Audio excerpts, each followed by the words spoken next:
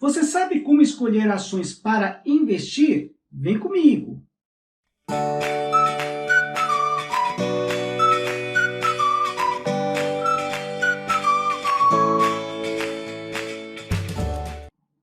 Como escolher as ações para investir?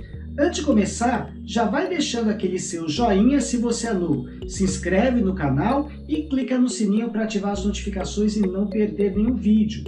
Bora, vamos lá.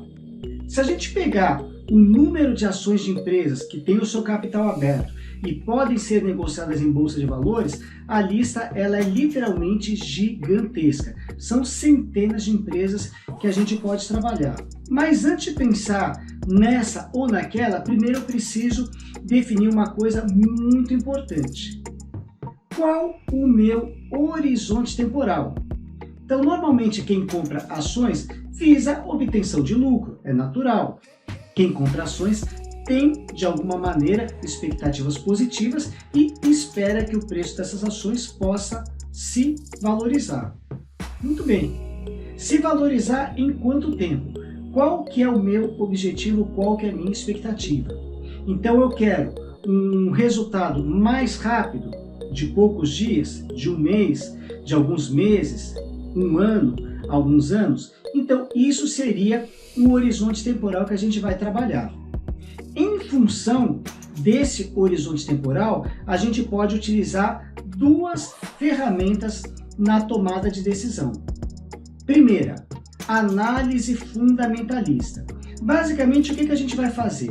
Estudar a empresa como um todo. A gente vai pegar o balanço financeiro, extrair os seus números, verificar o setor em que essa empresa está inserida, quem são os seus principais concorrentes, quais são os planos e projetos estratégicos da empresa, como é que a gente enxerga esse negócio ao longo do tempo, avaliar cenários macroeconômicos, enfim, um monte de coisa para avaliar se aquela empresa aí é interessante para a gente se tornar sócio ou não.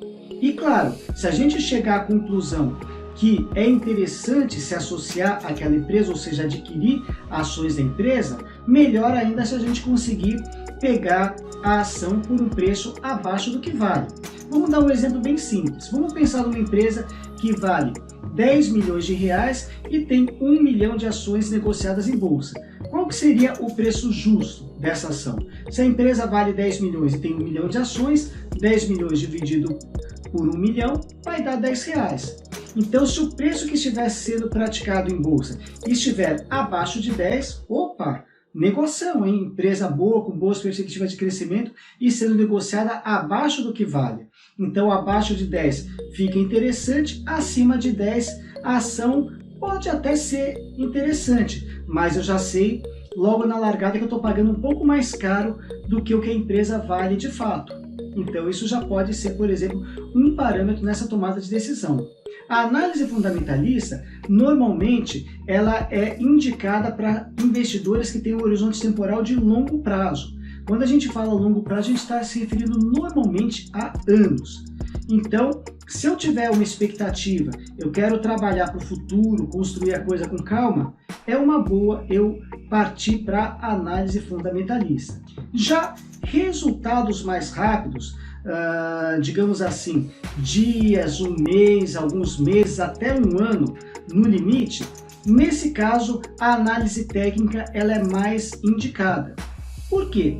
Porque a análise técnica ela vai estudar o comportamento do preço ao longo do tempo. Ela vai estudar tendências, ela vai estudar pontos de dificuldade que a gente chama de resistências, né, que são pontos aí onde a gente percebe que o preço tem dificuldade em ultrapassar. Suportes são normalmente pontos de apoio, onde após um movimento de recuo o preço consegue se sustentar.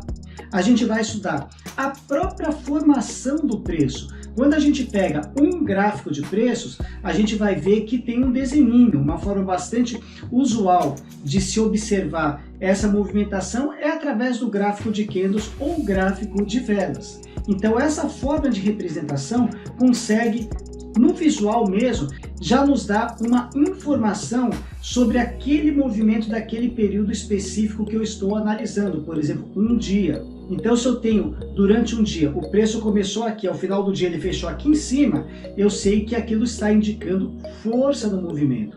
Ao contrário, se o preço começa aqui e ao final do dia ele está lá embaixo, bem abaixo do que ele abriu, fraqueza no movimento.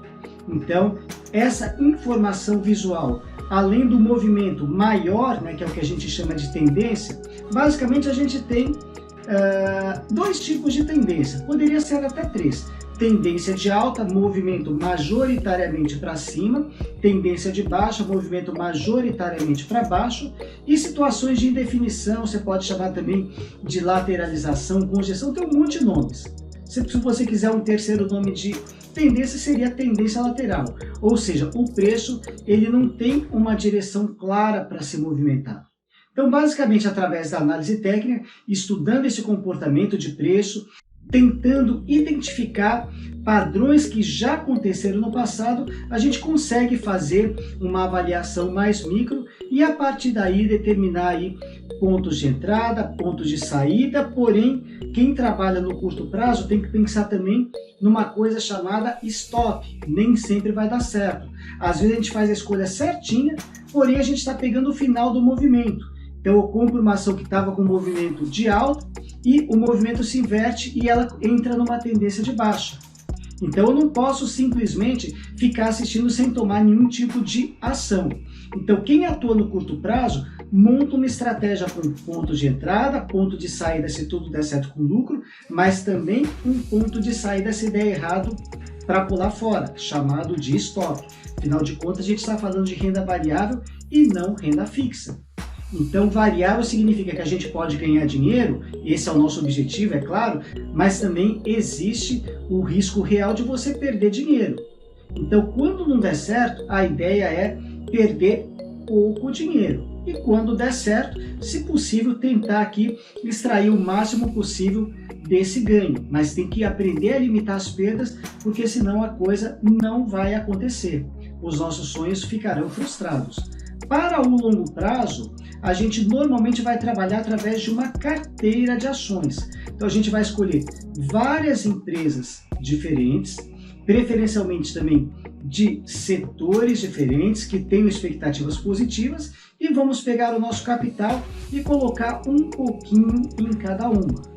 Com isso a gente deixa o risco diluído e, claro, eu posso analisar e chegar à conclusão que eu estou diante de uma empresa potencialmente rentável, bem atrativa, mas o tempo passa e essa empresa deixar de ser interessante e as coisas mudarem.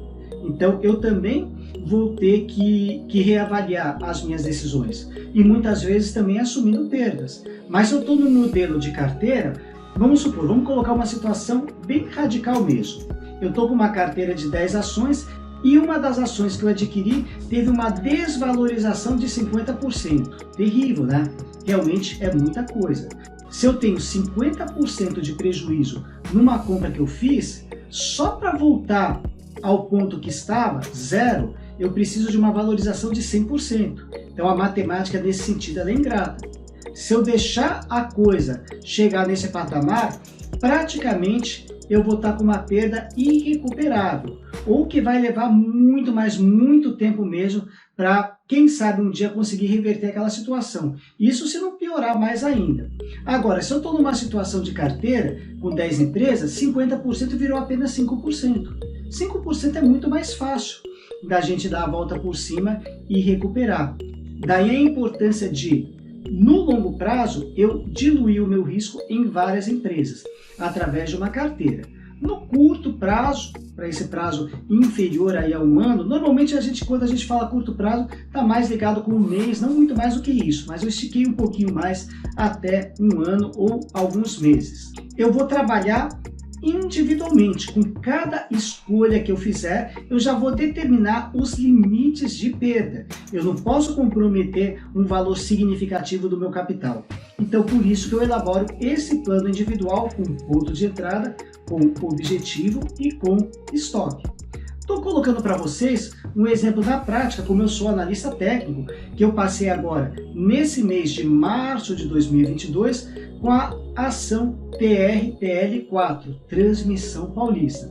Então, através de algumas técnicas, eu visualizei esta possibilidade de entrada, de compra, passei a recomendação com todos esses critérios, ponto de entrada, stop e objetivo final, e agora, no dia 25 de março de 2022, a ação chegou cravada no alvo pré-estabelecido. Vai dar certo sempre? Não vai. Se desse certo sempre, não precisaria do stop. Mas através de técnicas que a gente aprende, através da análise técnica, a gente consegue montar planos factíveis, e se a gente souber colocar limites nas perdas, ganhar dinheiro é consequência e é questão de tempo. Mas antes a gente precisa cuidar da parte de baixo, aprender a perder dinheiro e aprender a perder pouco dinheiro.